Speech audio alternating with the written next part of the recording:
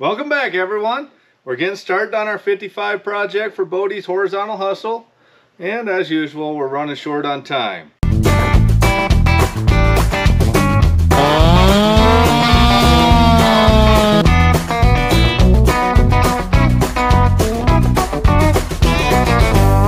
So I went ahead, ordered 46mm replacement cylinder. I had a piece of aluminum, and we're going to run a HD carb off of like a 440, 460. So we'll put an intake block on it, HD carb, and still our stock open port cylinder. And I've got a piston all machined to fit, but we got to keep a couple of secrets. So let me get this all ripped down, and we'll see what we're working with. Now I might decide to bolt this block on this cylinder, but I don't know, no real reason to. This is basically going to be an open port version of that Johnson Red 490 we built. Now if you're not familiar, this horizontal hustle is what Bodie, the novice lumberjack's putting on. It's a Husqvarna 50, 51, 55 build off. But you have to use the open port cylinders. And Bodie himself is going to run them all with a 20-inch 325 bar and chain setup. Just set all these parts to the side. I don't think we're going to need many of them. And the nice thing about this competition, there's not really many rules at all. Like I said, this is just going to be a super quick teardown.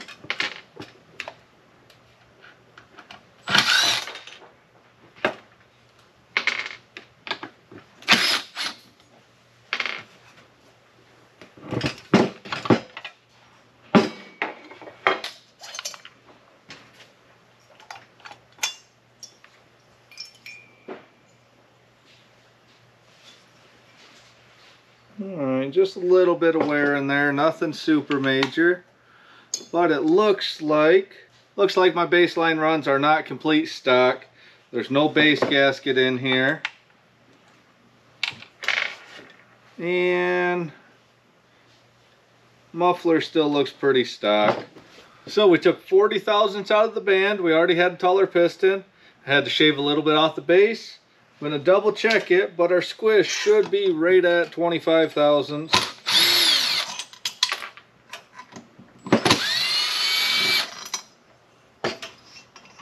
Then we can go ahead and lay this cylinder out. Alright, flywheel side, 25. Check the clutch side. 25. Alright, so we are good there. Let me wipe that off. So our squish is good. Piston fits nice. Let me clean this cylinder. I'll be right back. Got to get our cylinder nice and clean so it'll hold our layout marks. This is just a Warhawk cylinder kit. Meteor piston. We'll put our handy dandy digital degree wheel on there. You can get these on our website, worksaws.com. I know we definitely use them all the time here at the shop. A lot of people have been ordering them and really like them. So we got our saw propped up here, close to top dead center. We'll turn it on. Look with our flashlight. Intake close, 0, all the way up, back to close. Alright, 141.5. So that means our top dead center is right at 70 3/4. So we'll bring it to the top. 70.75.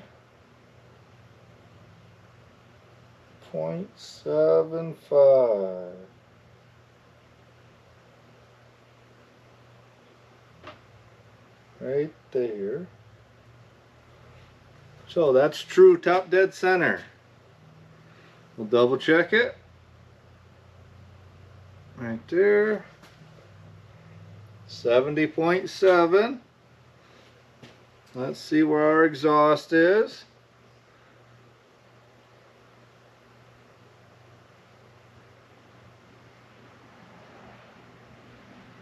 Goes right there. 111 on the exhaust.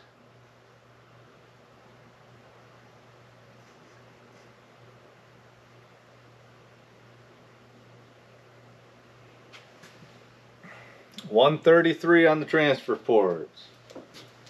Okay, as much fun as it would be to try and knock this out of the park, we're limited by how much compression we can build, what type of ports, and what type of power these ports will actually support. I've had one of these on the dyno before, rated at about 5.5 horse.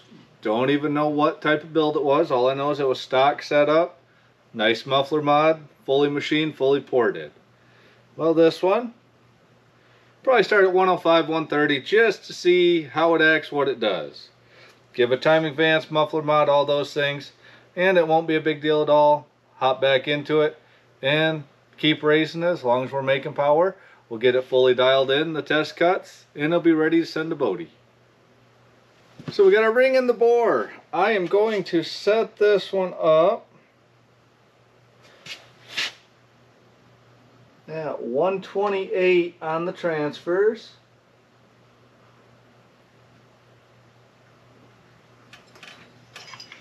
Set the transfers and fingers all at 128, which is not much raising at all where these are. So with this build, we're just going to try and hit all the basics. Did the machine work? We've got extra compression. We can give it more time, more area, more duration on the exhaust, on the transfers, and on the intake. So with our intake block here, we'll be able to perfectly match the intake track to our carburetor and to our cylinder. These open ports are not considered high performance ports, but they are easy to get in there, set our height, set our shape, set our direction. And same with the exhaust. We can get plenty of duration, plenty of area for our bore, for our stroke. And this one being just a little bit shorter stroke saw than most, I think we can give it a little bit more power stroke, which is leaving that exhaust a little bit lower. Give it a little bit more blowdown to try and clear the case, try and clear the charge. And we'll see how it all works. It might not work at all. I don't know, we'll find out. But I have a pretty good feeling. So my 490 runs really well with a similar setup. Gonna go a little bit less carb, a little bit less duration, and hope that this one will run equally as well. But leave a comment, let me know what you think. What do you think of these random oddball type builds? I know Bodie picked this to be a cheap saw. It's still fun. And once we're all done with this, I don't know exactly what I'll do with it. I guess it'll go on the shelf with the rest of them. I know some of the guys are going all out, crank swaps, cylinder swaps, everything else. I wanted to do all that, but I cut time a little bit short. And at the end of the day, this doesn't really fit any of the race classes that I was hoping to really dial in. Our 490 Johnson Red, that's a perfect 3Q build. So that one we can spend time on. But this one doesn't really fit. So we're just going to stick to the basics on this one and see what we can actually get. So we got our transfers at 128. Get our exhaust at 103.